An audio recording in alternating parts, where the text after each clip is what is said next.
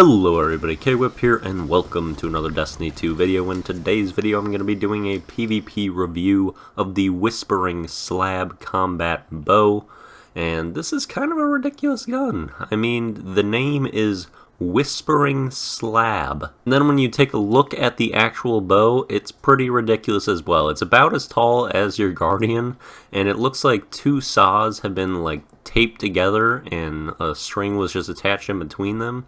And that's how they made this bow. And I think Bungie with this season was just all in on making guns that looked ridiculous. Like, look at the Falling Guillotine. That's just a massive spatula that is somehow also really cool. But anyway, you didn't come here for me to talk about appearances the entire time. You want to know how good the weapon is.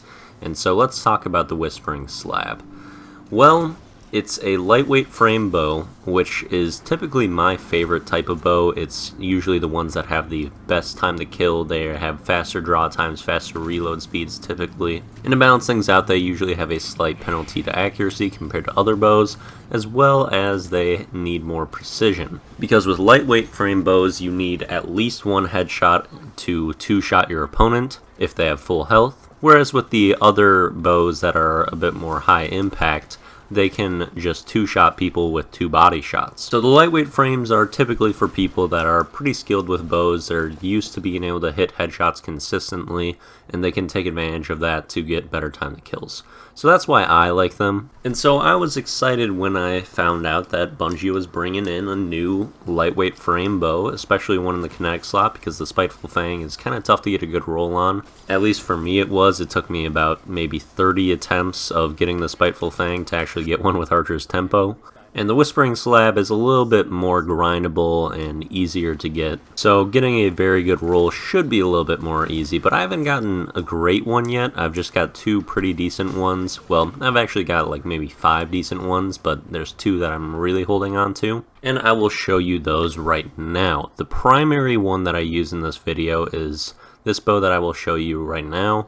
It has Demolitionist, which gives you grenade energy after picking up kills. However, I would rather have quite a few other perks. The best 2 are going to be Unrelenting, which is a new perk that gives you health regeneration after picking up rapid kills. This usually triggers after picking up 2 kills in the Crucible. And it will give you both a bump to health as well as your health regen will start. So it's really quite a good perk, and that is the ideal perk that I would look for there. Other than that, Opening Shot is also an option, and I think that would help a lot because this bow does suffer from some pretty bad accuracy. So having that increased range and accuracy on your opening shot would help a lot and make you a little bit more consistent with your shots. Then for like mid-tier perks for this weapon, I'd say Demolitionist is one. And then there's Swashbuckler, which would be okay, but even with Swashbuckler times 5, you're not going to be one-shotting people with a headshot of this bow, so it's just not that worth it. It would be more helpful on a more high-impact bow. And then Vorpal Weapon would be okay as well, but just isn't going to make a significant difference. And then the last perk is Sympathetic Arsenal, which I think is the worst one. Reloading after a final blow also reloads stowed weapons. This just isn't going to help you that much in PvP, but PvE it could do okay. Then in the next row, you know what perk I'm looking for if you've been around the channel for a while watching bow videos. It's Archer's Tempo, probably the best perk that you can get for bows. Draw time decreases with every precision hit, so you're going to be getting a faster time to kill if you hit a headshot with your first shot, and this is what makes bows the most usable, most competitive, and all you really need to do is hit a headshot with your first shot, which happens quite frequently. So Archer's Tempo is definitely the best perk that you can get in that row. Some other ones that could be pretty decent would include Rangefinder. Killing Wind could be okay because it gives you increased range when you have a final blow, as well as increased mobility and handling, but those are a little less significant for this. Firmly Planted could be alright for this bow as well because you do kind of need some increased accuracy when using this, and that gives you increased accuracy, stability, and handling when firing while crouched. So those 3 are kind of all mid-tier perks, and then I think the worst 2 are probably Quick Draw and Hipfire Grip. Hip firing with bows is generally not the greatest idea. It's pretty hard to land most of the time, and it's really kind of just used in panic situations. and there's just better options there for you. And then quick draw, typically a very good perk. With bows, it's just not going to make that big of a difference being able to switch to them faster, because they're not really weapons you use to clean people up after you're already doing damage. And now let's look at the rest of my roll. I have compact arrow shaft or fiberglass arrow shaft, which is very good. It greatly increases accuracy and slightly decreases stability, so that's what I'm going with. Then we have tactile string or high tension string. One increases the accuracy slightly, the other one greatly increases accuracy, but makes the draw time slightly slower.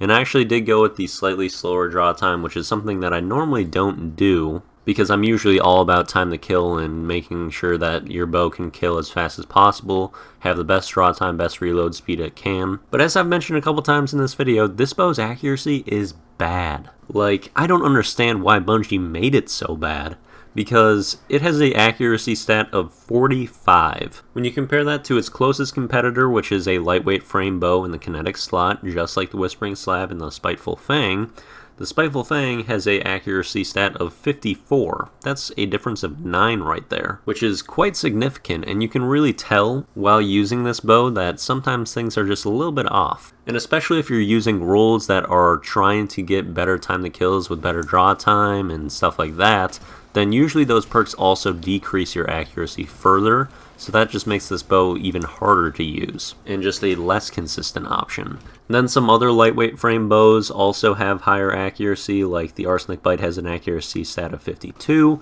the Vow also has an accuracy stat of 54, despite the fact that it is just a 540 draw time bow that is capable of picking up the fastest time to kill in the game for bows. So if you have any of those lightweight frame bows, they're gonna be better than the Whispering Slab. The one asterisk on that is if you get a God-rolled Whispering Slab, because there are a couple perks that do not roll on those weapons that do roll on the Whispering Slab.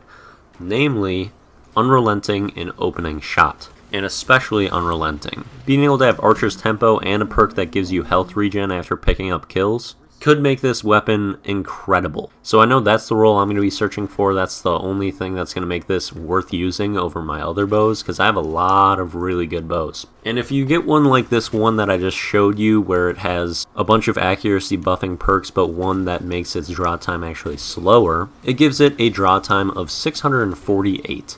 Now, I have several precision frame bows that have lower draw times than that, and those are much more forgiving, like I said, where they can just two-shot body shot people. Like I have a Subtle Calamity with a 612 draw time with Archer's Tempo, so that's going to be better than this, with better accuracy and a more forgiving playstyle. And even the Spiteful Fang, the new Iron Banner bow that came out last season, that has a 612 draw time with Archer's Tempo, and it can have Vorpal Weapon, so you can two-shot supers with even one head and one body shot, I believe, on the lower Resilience Guardians. So that bow is going to be better as well. So there's kind of just a lot of imbalance of strengths and weaknesses of these different bows that I've just compared, and the Whispering Slab comes out on the wrong side of it in just about every comparison. And I've been talking a lot about how this bow compares and stuff like that before I've even finished talking about the roll, so let's just finish that off real quick. I have a Stability Masterwork on this, which is by far the worst Masterwork you can get for a bow, so that's why I've not redeemed it. I ran Icarus Grip on this weapon like I do with most of my bows, because then you can be very, very accurate in the middle of the air. And now quickly let's take a look at that other roll that I was talking about, because it's almost identical, just with different string perks. And so it's Archer's Tempo Demolitionist, but look at that difference in accuracy that I had to take just to get a draw time down to 576. Like, that accuracy is pathetic. And it's noticeable, so if you want to have a good time to kill with the Whispering Slab, you're going to have to deal with a very inconsistent bow, which is just not going to be worth it. And it should be noted, in this video, I used, let's see, this helmet, which gives me enhanced bow targeting, so it should be a lot easier to use my bow. As it says, it greatly improves target acquisition, accuracy, and aim down sight speed for bows. So I even had this bow juiced up with a perk like that, and it still just didn't really quite feel right. So I'd be very wary using this bow. I would make sure you get a really, really good roll before you take it seriously. And even then, I think there's just straight up better options out there. And I don't think I mentioned this earlier, but not only does it have worse accuracy than all the bows that I've compared it to, The aim assistance value on the Spiteful Fang, the Arsenic Bite, and the Vow are all higher as well.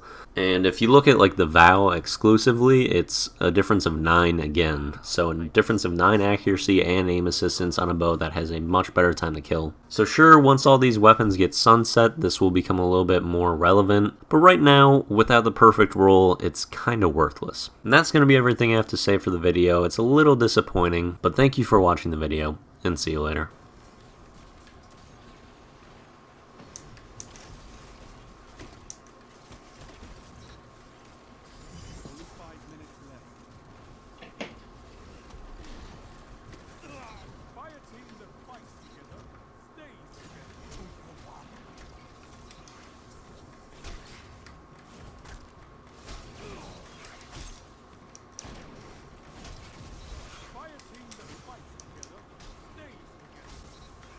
What in the world is going on?